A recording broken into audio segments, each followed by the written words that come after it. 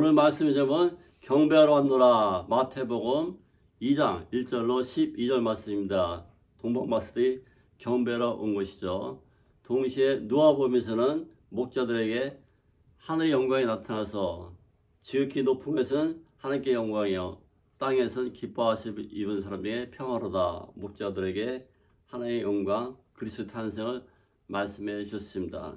자, 유대인들에게 최초로 그리스도가 탄생을 들은 사람은 천한 계급 목자들이었습니다. 그러나 동시에 이방인들에게 처음으로 그리스도가 나심을 나타낸 것은 동방박사들이었습니다. 그들은 이방인인데 그들은 계급이 낮았을까요? 아닙니다. 그들은 상류층 엘리트에게 나타난 동방박사들에게 하나님이 그리스도 나타나심을 선포하였습니다. 자, 약간 틀리죠? 유대인들에게는 계급이 낮은 그러한 하류층에게 먼저, 이방인은 높은 그러한 왕이나 그 선견자 학자들에게 나타났습니다. 이방인들에게 복음이 선포를 긴급히 하기 위해서 높은 사람은 선정인 것 같습니다. 제 개인적인 생각입니다. 살아가신 여러분, 우리는 살아가면서 이방인으로 살아갑니까? 유대인으로 살아갑니까? 우리는 이제 동시에 다발적으로 하나님께서 유대인 본토들에게 또 이방에도 복음을 선포하고 계신 것입니다. 유대인들에게 그리스도 나심을 선포한 후에 하나님께서는 동시에 이방인 그 천문학자 동방박사에게 찾아가서 별을 보여주시면서 이제 그들에게 그 기이한 이상한 위대한 전에 보지 못했던 아름답고 큰 빛 같은 걸 보고 저는 하나님의 계심을 나타난 것이다. 동방박사들이 이제 회의라고 긴급히 채비해서 예루살렘에 향하여 별을 따라 출발합니다. 과연 그 동방박사들은 어디서 왔을까요? 오늘날까지 많은 사람이 학자들이 이제 생각하고 연구하고 있습니다. 욥은 동방사라 하면서 의인으로서 이제 동방에서 표현된 욥이라는 사람이 있었습니다. 모세 장애론도 이들어도 동방사람이었습니다. 그래서 모세에게 현인으로서 재판관을 세우고 이렇게 치료하러 가르쳐준 사람이 동방 쪽에 사는 이드로 장인이었습니다. 다니엘도 마찬가지죠. 다니엘도 멀리 이제 바벨론에서 가서 거기서 동방 현인으로서 그 나라를 치료했습니다. 그로 동방박사들은 아마도 페르시아에서 쪽에 바벨론 쪽에서 오지 않았는가 이렇게 생각하고 있습니다. 그 먼 곳을 예루살렘까지 오기까지는 적어도 3, 4개월 정도 시간이 걸렸을 것입니다. 그 당시 그 낙타 타고 왔을 때 한 4개월 정도 잡지 않을까 생각합니다. 그 머나먼 길을 이제 오기 위해서는 이제 사람들을 조직화하고 또 자기를 보호할 사람도 있고 또 낙타에 물건도 많이 싣고 왜냐하면 3, 4개월을 가야 되니까 얼마 걸릴지 모르는 그런 긴박감 속에 많이 사람을 쓰고 또 낙타에 물건을 많이 준비했습니다. 그리고 동방박사들은 오늘날 몇 명이 왔는가? 3명이라고 우리가 알고 있는데요. 아마도 더 많은 숫자가 왔을 것이다. 이렇게 생각합니다. 왜냐면 그 수많은 그 물품을 정리하고 또 그들을 보좌하고 또 그들을 보호해야 되기 때문에 적어도 12명, 14명 더 많을 수도 있다. 이렇게 생각하는 사람이 많이 있습니다. 그래서 동방박사들이 그 별을 보고 따라왔을 때 이제 2장 1절 한번 읽어보겠습니다. 헤롯 왕 때 예수께서 유대 베들레헴에 나심에 동방으로부터 박사들이 예루살렘에 이르러 말하되 2절 하시겠습니다. 시작. 유대인으로 왕으로 나신 이가 어디 계시냐? 우리가 동방에서 그의 빛을 보고 그에게 경배하러 왔노라. 한번 다시 따라합시다. 유대인으로 왕으로 나신 이가 어디 계시냐? 우리가 동방에서 그의 별을 보고 그에게 경배하러 왔노라. 오늘 말씀 제목이 그에게 경배하러 왔노라 라는 뜻입니다. 자, 이 유대인 왕으로 나신 이가 어디 계시냐? 그 말은 우렁찼을 것입니다. 동방바서들이 여러 명 동시에 유대인 왕으로 오신 이가 어디 계시냐? 이렇게 묻고 계신 것입니다. 오늘 성경에 보면은 유대인 왕으로 나신 이가 어디 있느냐 하고 지금 다그치는 그런 말씀입니다. 여러분, 예수님을 우리가 어디 계신가 이렇게 갈급한 마음으로 찾아보셨습니까? 동방바서는 우리보다 더 갈급한 마음으로 유대인 왕으로 오신 이가 어디 계신가 이렇게 외치고 있는 것입니다. 그것도 왕 앞에 가서 외치고 있습니다. 헤롯 왕은 그 당시에 잔인한 잔혹한 왕이요. 이제 자기 식구 심지어 아들까지 죽인 그런 악한 왕이었습니다. 약 56명을 죽였다고 이렇게 나왔습니다. 그렇게 악한 왕한테 와서 유대로 왕 오신 그 왕이 당신 대신에 대신할 왕이 나타난 것을 우리에게 말씀해 주셔. 헤롯이 알 턱도 없고 들은 바가 없습니다. 이미 베들레헴의 동방 목자들에게 그리스도 탄생한 소식을 알렸지만은 베들레헴 산중과 예루살렘까지는 약 6, 7마일 10km 멀지 않지만 그 당시 먼 곳이죠. 그래서 소식이 끊겨서 깜깜 무소식입니다. 우리 하나님 계획이 그렇습니다. 산중에 베들레헴 산중에 그 천하 목자들에게 선포해 주셨지만 예루살렘까지는 아직 전포가 안 된 것이죠. 예수님 탄생했는지도 모르고 있었다는 것입니다. 자, 오늘 3절 읽읍시다. 시작. 헤롯 왕과 온 예루살렘 듣고 수동한지라. 4절. 왕의 모든 대제사장과 백성이 서기관을 모아 그리스도가 어디 나시겠냐 물으니, 헤롯이 예루살렘 사람들이 모두 수동했다고 그랬습니다. 마음이 이제 울그락불락한 거죠. 실제로 그리스도 나타나시면 행복해하고 즐거워야 되는데 그들이 두려웠던 것이죠. 왜냐하면 그들이 정치를 잘못하고 또 참배를 받을 준비가 안 된 것이죠. 그렇기 때문에 하나님께서 그것에는 복음을 전해주지 않은 것입니다. 그러나 이제 동방바스들이 찾아나서서 거꾸로 이방인들이 먼저 우리 왕이 어디 계신가 이렇게 말씀하고 있는 것입니다. 동시에 우리가 동방에서 그의 별을 보고 왔다 그랬고 또 그에게 경배하러 왔노라. 다시 다 했다. 경배하러 왔노라. 뭐하러 왔다고요? 경배하러 왔다고 말씀하셨습니다. 성도 여러분, 우리 예수님께 찾아나왔습니까? 그분에게 경배하십니까? 오늘 동방박사는 우리가 그에게 경배하러 예배드리러 왔노라 이렇게 말씀하고 있는 것입니다. 우리는 하나님께 경배할 수 있는 그러한 마음과 토양을 달라고 기도하셔야 될 것 같습니다. 이미 이방인 그 높은 박사들이 아니면 그 천문학자들이 아니면 현인들이 예수 그리스도를 찾아 나와서 어디 계신가 갈급한 마음으로 우리가 그에게 경배하겠다고 단호하게 선포하는 그들의 믿음을 볼 때 우리는 참 어떻게 우리가 그리스도를 찾고 있는가 경배하고 있는가에 대해서 심각하게 고민할 수 있는 그런 시간이 되기를 간절히 바란 것입니다. 오늘 교회 밖에서 우리가 그리스도를 찾고 있습니까? 경배하고 있습니까?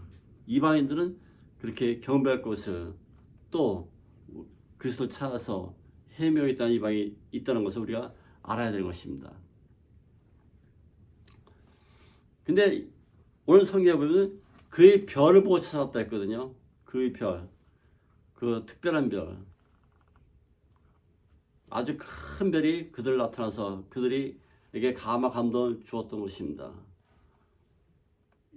동방박사들은 그의 별을 보고 찾아왔다는 것인데요. 우리는 우리 별 예수 그리스도를 찾아 나섰습니까? 그의 별을 발견하셨습니까? 동방박사는 그 별을 발견하고 나타나서 머나먼 아마도 4개월 이상의 그런 먼 거리를 낙타를 타고 추위를 타고 찾아 나사 것입니다. 사랑하는 여러분, 우리 예수님을 이렇게 먼 곳까지 여행하면서 찾아나선 그러한 믿음의 소유자일까요? 그래서 헤롯 왕이 거기 대제사장과 성경 박사들 모으고 유대의 그 메시아가 어디서 나시겠는가 이렇게 지시를 합니다. 그래서 성경 막 찾아보니 그 찾아냈습니다. 그것이 바로 6절입니다. 다시 읽읍시다. 시작. 또 유대 땅 베들레헴아 너는 유대 고을 중에 가장 작지 아니하도다. 내게서 한 다스린 자가 나와서 내 백성 이스라엘 목자가 되리라. 아멘. 미가서 5장 말씀입니다. 2절 말씀입니다. 사랑하는 여러분,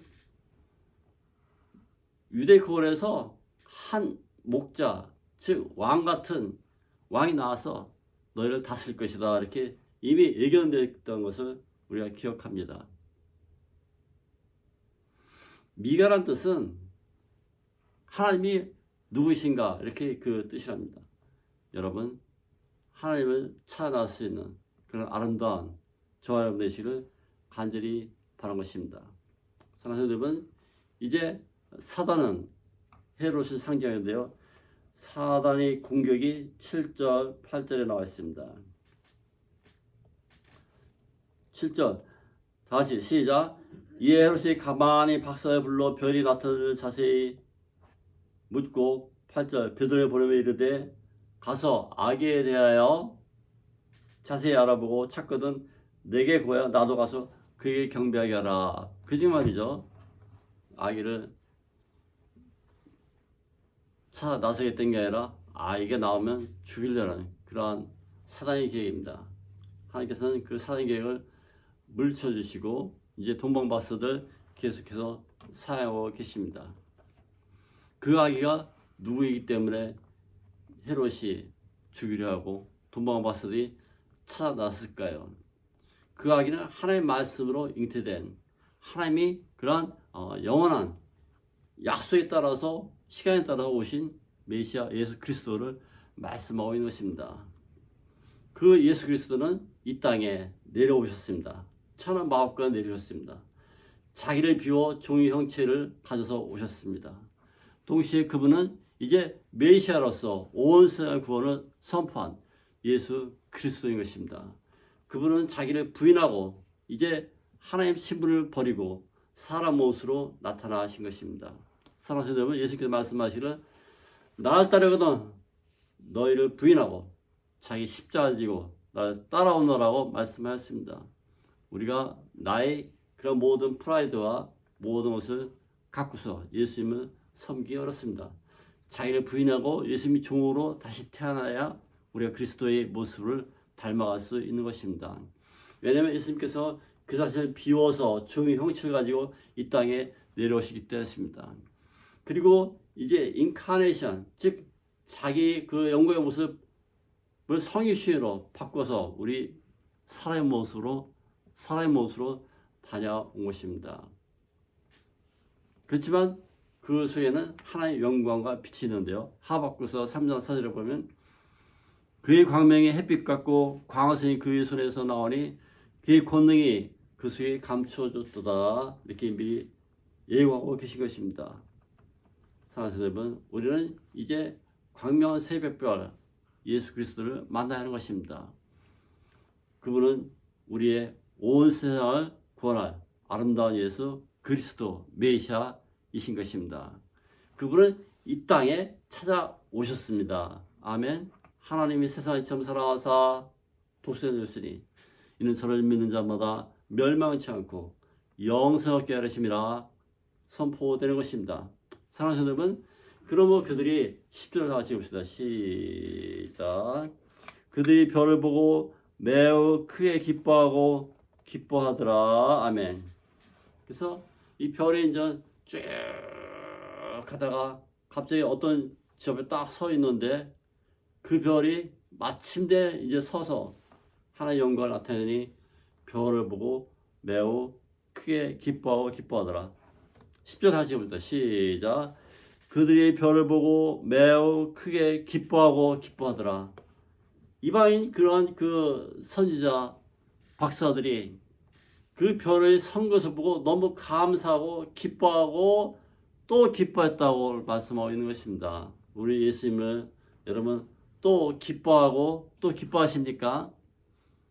그들에게는 너무 당연한 존재, 기뻐할 존재이기 때문에 그 별을 보고 너무 감사하고 감격하여 기뻐하고 기뻐했다고 말씀하고 있는 것입니다. 사랑하는 여러분, 왜 그런 거 아니? 그 별 자체가 하나님이 그 형상을 그대로 닮은 아기 예수가 탄생한 것을 믿기 때문에 그들이 당연히 기뻐했던 것입니다. 하나님의 은총이 그 별을 통해서 나타났기 때문에 그들이 당연히 기뻐했던 것입니다.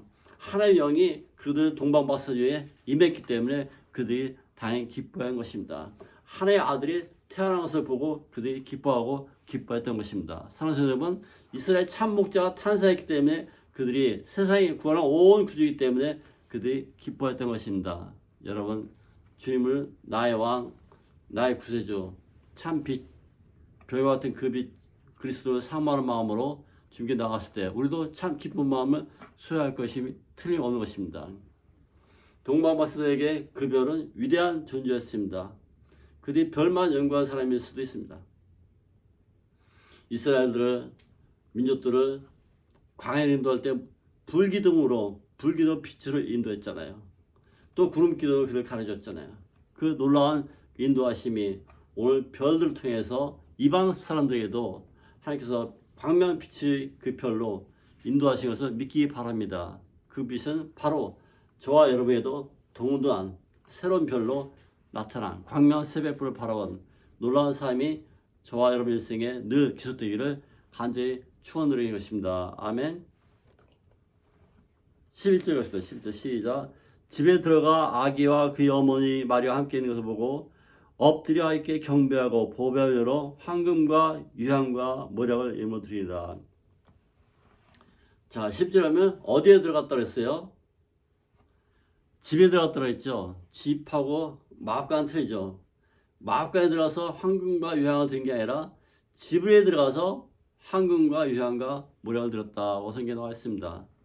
이게 요셉과 마리아는 어느 집에 정착한 것이 틀림없습니다. 집에 들어가서 황금과 유향과 모략을 드렸다는 것입니다. 거기 들어가면 아기라고 나오는데요. 아기가 나오지 갓 탄생한 갓난아기가 써 있지 않죠. 아기라는 것은 이 파이디온, 즉 어느 정도 성장한 아기를 얘기해서 바로 아기란 뜻입니다. 그래서 이 아기에게 황금과 유향과 모략을 드렸다. 갓난아기가 아니고 적어도 4개월을 넘은 아기일 수도 있고, 헤롯 왕이 2살이란 다 쳐서 죽이려 했을 때 보면은 4개월 내지 2살 이내에 그 아이 것이 틀림없는 것입니다. 그러므로 그들은 박사들 가서 황금, 유향, 모략을 예물로 드렸는데요. 황금은 왕권을 상징한다고 말씀드렸습니다. 여러분이 믿음이 인내는 그러한 금 같은 그 놀라운 그러한 상급이 있습니다. 금으로 금은 굉장히 귀중한 것이죠. 그 당시에 왕이 치장했잖아요.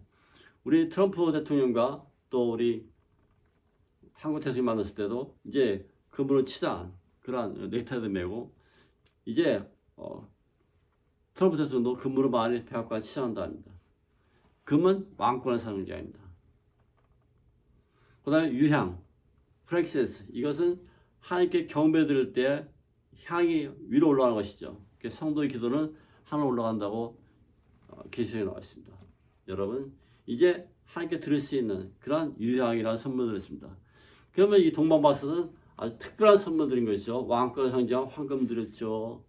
또 하나님께 경배할 수 있는 특별한 향이라는 것을 이제 하나님께 드렸고, 또 세 번째는 모략이라는 것을 드렸는데요. 모략은 예수님의 죽음과 영원성을 상징하고 있습니다.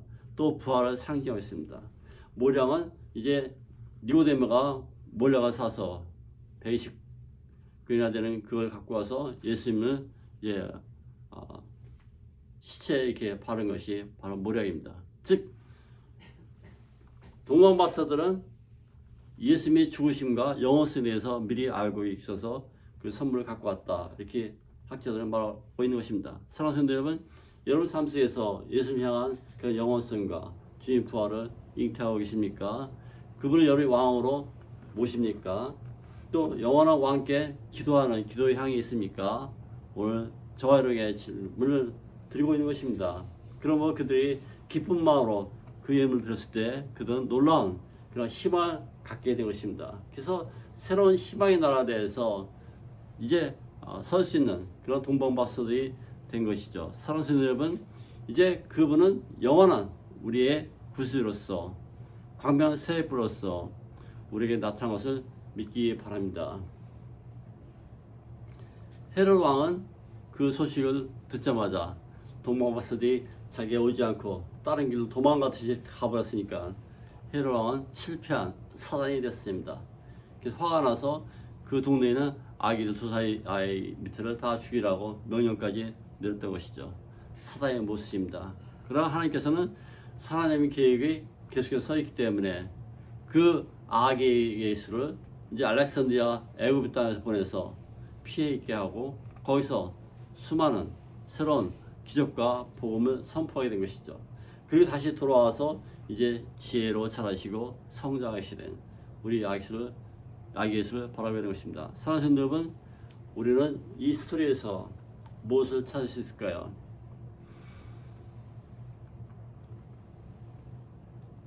마태복음 8장 11절 제가 예수님 하신 말씀을 읽어드리겠습니다.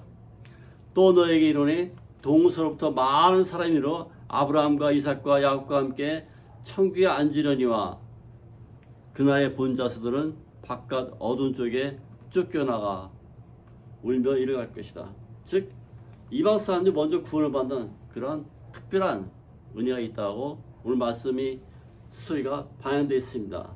예수님도 그렇게 말씀했습니다. 사랑하는 여러분, 우리가 교회 안에 있다고 구원을 받다 그렇게 생각하기보다는 적극적으로 하나님의 영광이 무엇인가, 하나님의 뜻이 무엇인가 더 생각할 수 있는 그런 놀라운 삶이 있기를 간절히 축원드리겠습니다. 사랑하는 여러분, 우리는 주 말씀이 이 땅에 오셔서 예수를 통해서 완성되고 이루어졌습니다. 이것은 언약하신 말씀이 그대로 이루어졌는데요. 다니엘서 9장 20절에 중요한 말씀이 나오는데요. 내 백성과 내 거룩한 성을 위하여 이런 이래를 기한으로 정하였으니 허물이 그치고 죄가 끝나며 죄악이 용서되며 영원한 의가 드러나며 환상과 연이 응하며 또 지극히 거룩하신 이가 기름 부음을 받으리라. 즉 예수 그리스도 탄생을 말씀하고 있는 것입니다. 사랑하는 여러분, 그분은 하나님의 말씀 때문에 이 땅에 저와 여러분을 위해서 찾아오셨습니다. 그 말씀 속에서 우리는 그리스도 예수 그리스도를 발견하시기를 간절히 바란 것입니다. 오늘 말씀 요약합니다. 하나님께서는 이제 누구든지 그리스도를 믿는 자에게 새로운 새벽별 소망의 별을 바라볼 수 있는 그런 위대한 삶을 살게 된 것을 믿기 바랍니다. 예수님은 자기를 비하시키고 자기를 쳐서 하나님 뜻에 복수시켜서 이 땅에 오셨습니다. 그리고 여러분과 동고동락하며 이 커뮤니케이션을 하기를 원하십니다. 그분께 여러 아픔과 슬픔을 다 던지십시오. 그분이 고난에 참여하십시오. 그분과 함께 부활하십시오. 예수님은 여러분을 오늘도 초청하고 계십니다. 목마르전다 다 내게로 오라. 내가 너희라고 다 먹고 마시고 쉬게 할 것이다 말씀하고 계신 것입니다. 사랑하는 여러분, 우리는 이 땅에 유대인으로 사십니까? 아니면 이방인으로 사십니까? 이 현자 동방박사들은 결심하고 그리스도를 만나기로 위대한 출발을 했습니다. 사랑하는 여러분, 예수님 만날 수 있는 그다 위대한 결단과 그러한 그 출발이 있기를 간절히 바라는 것입니다. 그러나 그 속에 어려움도 있습니다. 사단 헤롯도 만납니다. 밤에 춥고 또 이제 어려움도 있었을 것입니다. 그러나 그들 용기를 갖고 그리스도를 만나는 그러한 놀라운 행진을 계속된 것을 믿기 바랍니다. 그리고 그들이 과연 만나서 매우 기뻐했더라고. 동시에 유대인 왕이 어디 계시냐 이렇게 담대하게 치고 우리가 그에게 경배하러 왔다 이렇게 선포한 것을 듣기를 간절히 바라는 것입니다. 아기 예수를 만나서 그들은 경배하고 황금과 유향과 모략을 선물로 드렸습니다. 사랑하는 여러분, 이제 우리 이 아름다운 말씀의 소식을 내가 갖고 나도 성숙하며 동시에 여러분 사랑하는 그 이웃에 전할 수 있는 놀라운 말씀의 전도자로 태어나시기를 간절히 바라겠습니다. 동방박사들이 행하였던 것처럼 나도 이제 행하여지면서 말씀으로 새롭게 충만한 그 놀라운 삶이 이제 여러분에게 매일매일 나타나기를 축원하고 또 축복합니다. 다 같이 기도하겠습니다.